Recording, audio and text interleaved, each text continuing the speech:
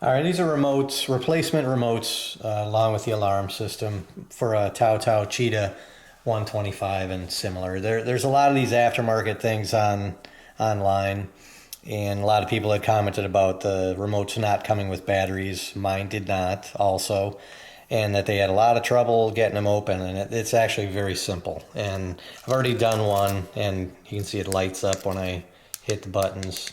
Batteries confirming and working. And so there's just one little screw here on the back. Remove that. I already did it. It's out. Then this chrome piece comes off.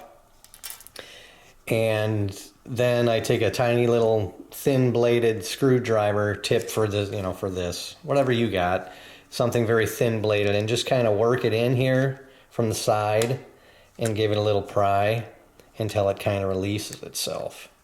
And try not to damage it, or you'll hear maybe a snap. That comes off. Make sure you understand the orientation of this as you take it out. You're going to just it falls out, and you can see where your battery goes.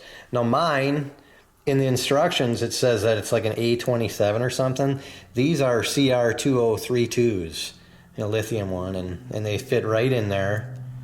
And a lot of people, I had read many comments about some saying that that's what they used, and then there were some others as well. So you might have to sort that out. But the version I got here, and then this just goes right back on in reverse, and snap it into place. Make sure you have it oriented properly. It'll only go one way, so it's pretty idiot proof.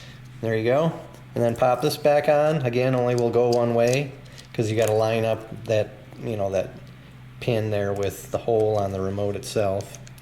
Putting the bottom on first. I'm kind of fumbling because I'm looking to see if my hands are in the field of view while I'm talking and trying to do it. And then put your screw back in and it's done. I'll do that after. But anyways, and then just, oh, this one's not lighting up.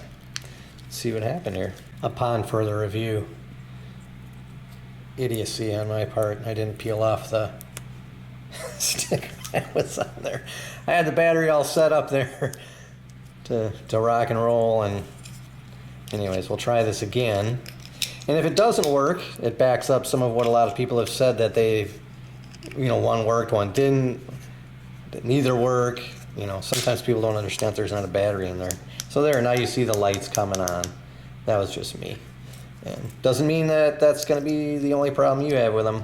There's a lot of feedback. I think some of it has to do with not understanding that there's not a battery in, or people not understanding how to get them apart. So anyways, that's it. Hopefully that helps a few people. Good luck to you.